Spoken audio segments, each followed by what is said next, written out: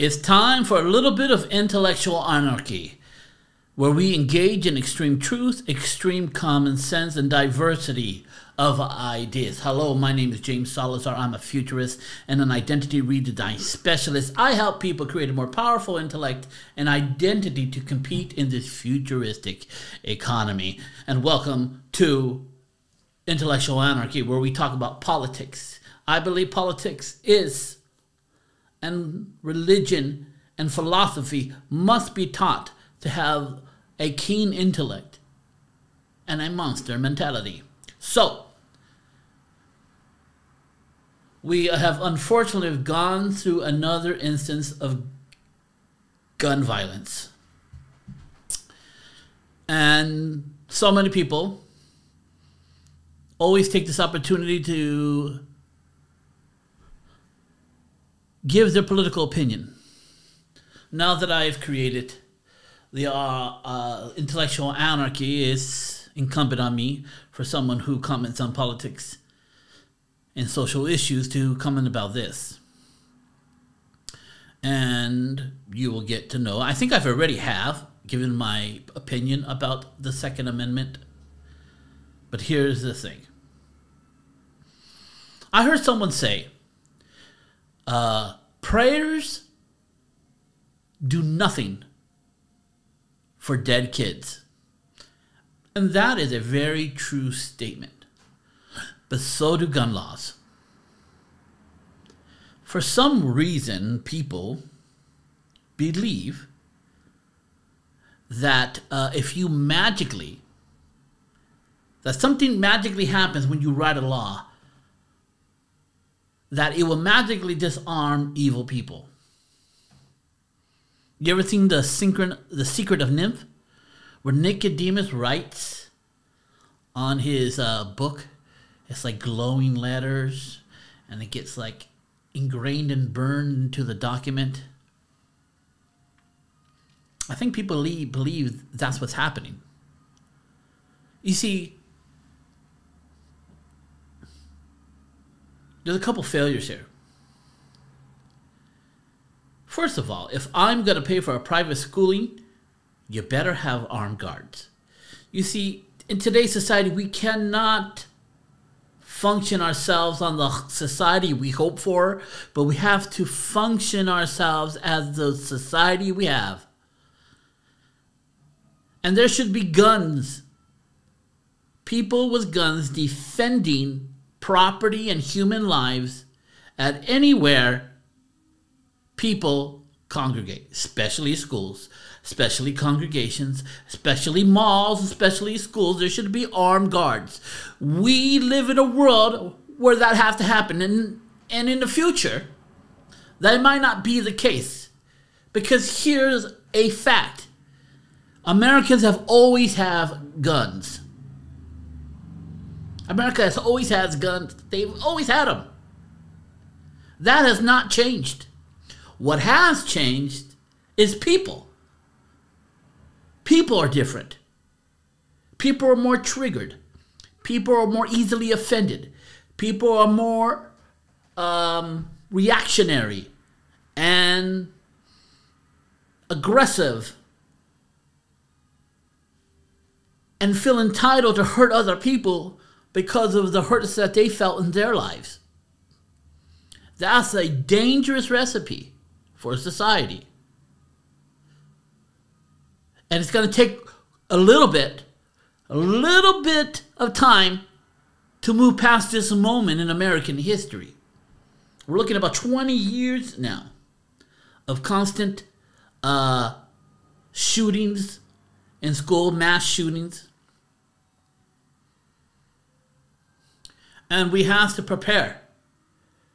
And we have to accept the reality that American life, with all its freedoms, has certain dangers that are unavoidable. Unavoidable. And that we need to protect our children, protect our citizens, and any place where people congregate, there should be armed guards. This is the reality we live in today. Maybe we will move past this emotional and psychological weak people crazy people, mentally ill people that we are not dealing with efficiently.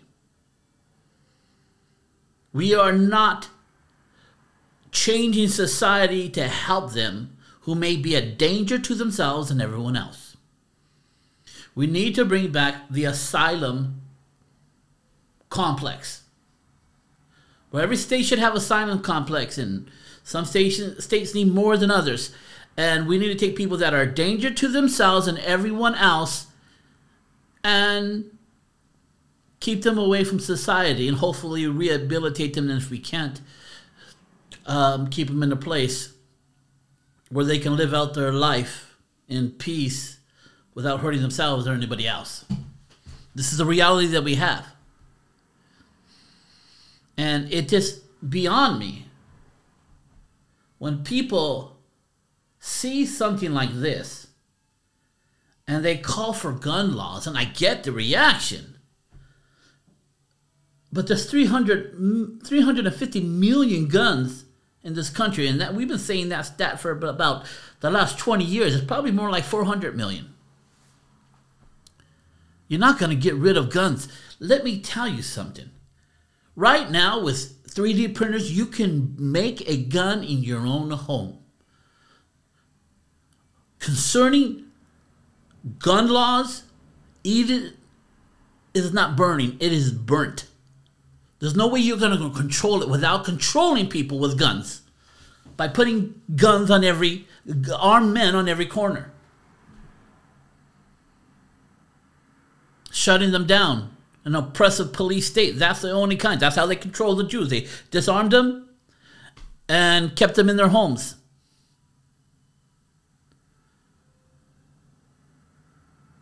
So, most Americans see the world as it is and not pretend and hoping for the world that they want. We should always strive for it. But that's not where we're at. Until we have a perfect government, a perfect police force, and a perfect citizenship, you're going to need a gun to protect yourself and your family and your rights. Just how I see it. And if you're someone who happens to be involved in a mass shooting, and in that moment you pray that I wish there was a law to stop this man and not that you should have a gun to defend yourself, then my friend, you are sheep. But that's okay. We have shepherds that are policemen and shepherds who believe in defending themselves that hopefully might be at the same place that you are when that shooter comes.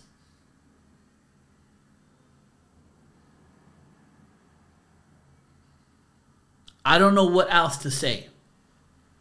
Until we have a perfect government that doesn't trample on our rights. Until we have a prolific police force who are not street executioners. Until we have citizenships that are not crazy. You're going to need a gun. And writing laws never stop bad people. Just hang up the good people from defending themselves. This is what I believe. There should have been an armed guard at that private school. Christians need to realize that evil exists and God's not always going to stop it.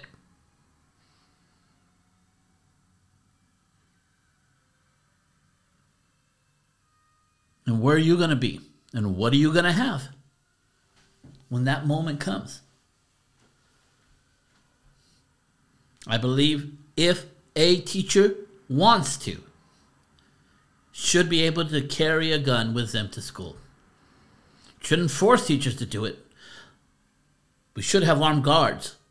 But for some reason, there's more than one shooter. There should be teachers and principals who are willing to learn how to use a firearm correctly to defend the lives of children and their own. This is the world we live in.